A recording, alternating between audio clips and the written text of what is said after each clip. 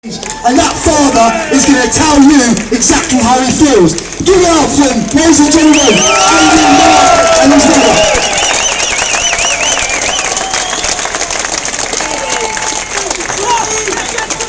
This family have been through something that we can only imagine what they're going through. They are making themselves ill because no one is listening to them. The police officer that rang me, it was an inspector from Telford Police, made a joke on the phone about this man's claims and evidence that he has based on men coming to his house to take the evidence he has. Mark, give this guy a round of applause. Ladies and gentlemen, Mark. Hello. Hello to you all. Well, in 2010, 2011, it started coming to light. And in 2013 is when I really took hold of the reins and started my own investigation upon the council, the social services, the perpetrators, as well as the police. I sat in many interviews with the police and with the social services. They even read the wrong criminal record at a child protection order meeting for ourselves, for myself. After 20 minutes, they ushered us out of the room and realised they'd made a mistake.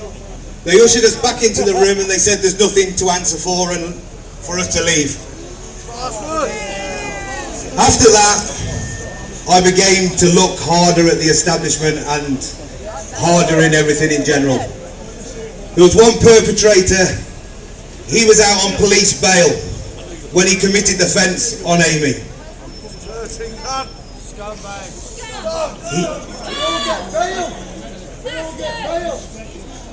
He then, after he got his bail and he assaulted Amy, then half of his sentence, basically, when he got sentenced for the first crime, obviously for assaulting Amy, he'd done half of his time on remand then, as they said, because he was already sentenced for a crime which is similar to Amy's.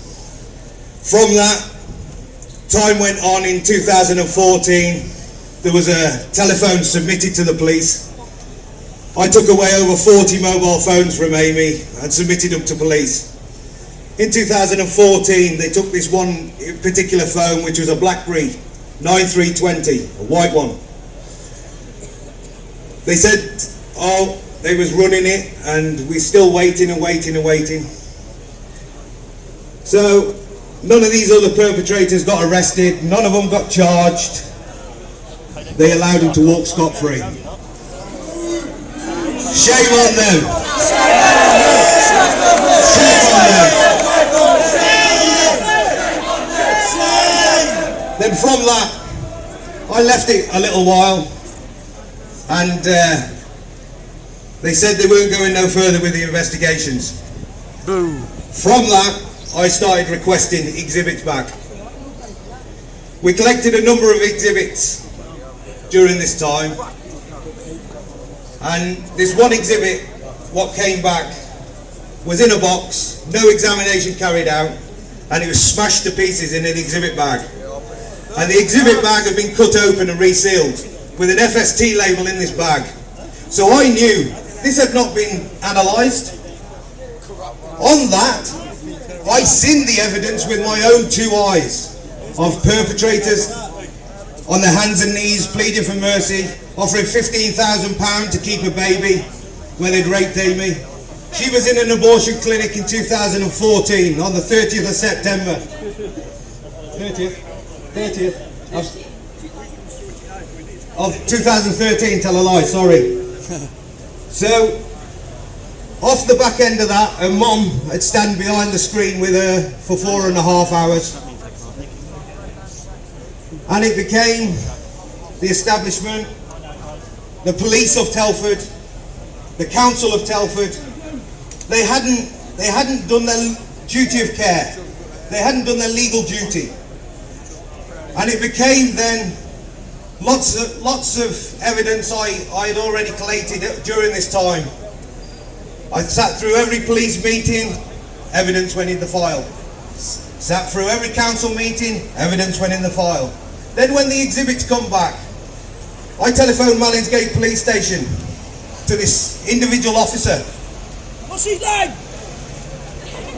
Obviously he retired with less than 12 months after speaking to myself on the phone. Where's he fucking live then? And he turned round and he said, when I questioned about the exhibits, he said, ha ha ha ha, get a solicitor.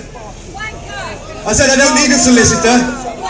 I self-counselled all this all the way through, from start to finish. Off the back end of that, also my son was born dead in 2016 with 1% survival rate. 4 days later I get to see him,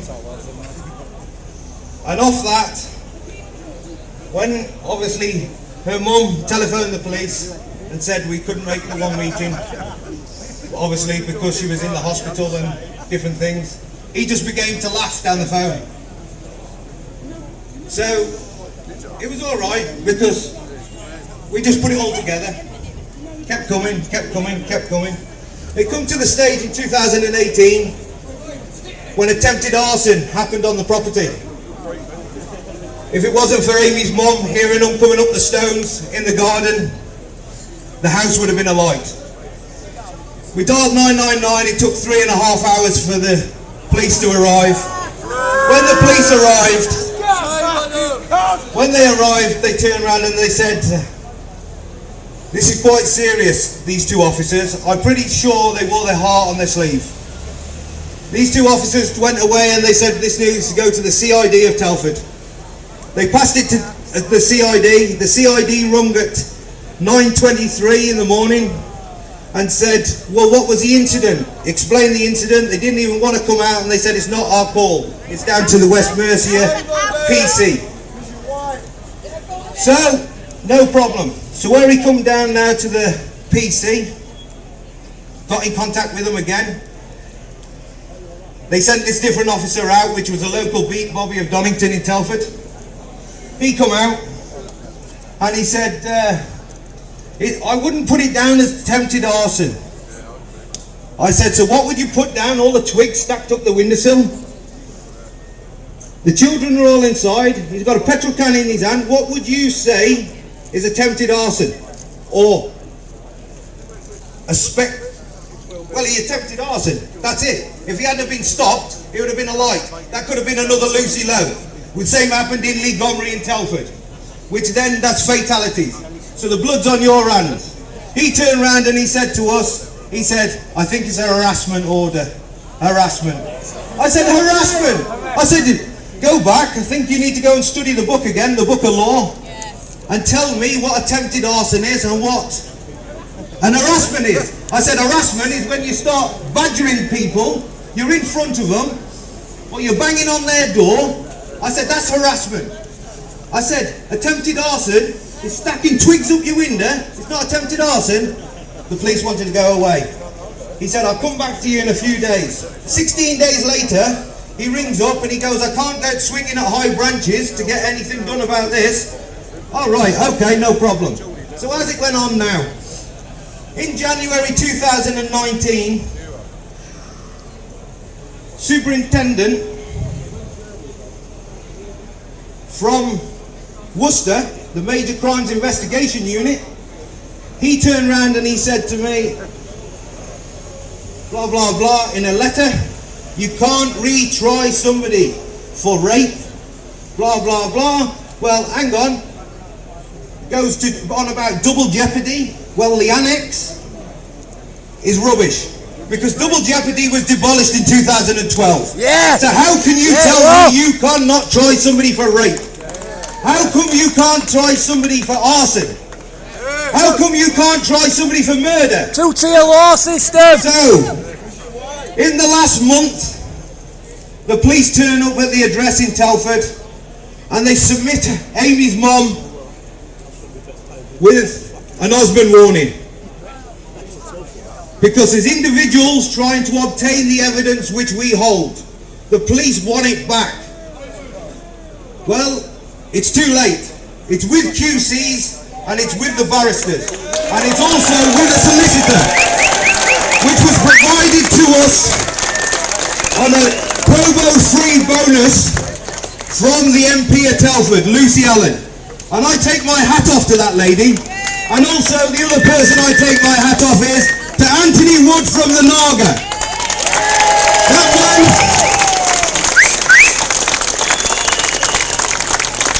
That man has sweated blood and tears for us to fight.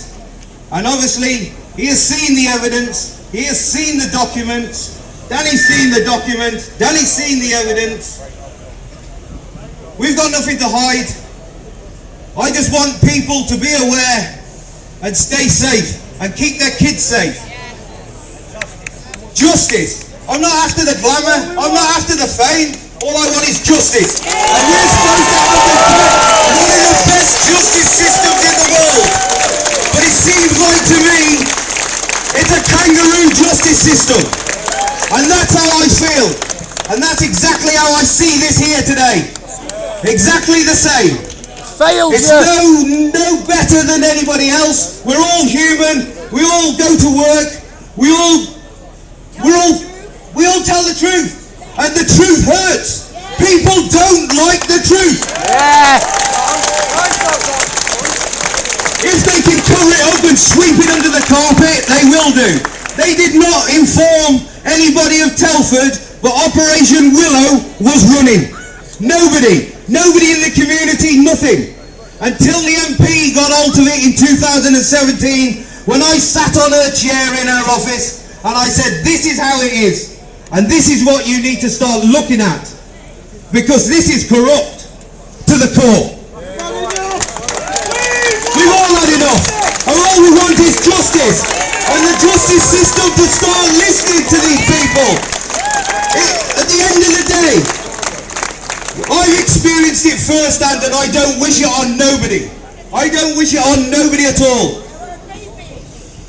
At the end of the day, they're our babies, yes. They are our babies. They're our pride and joy, and they're there to look after us. Later on in years, we look after them, they look after us. And that's what it's all about.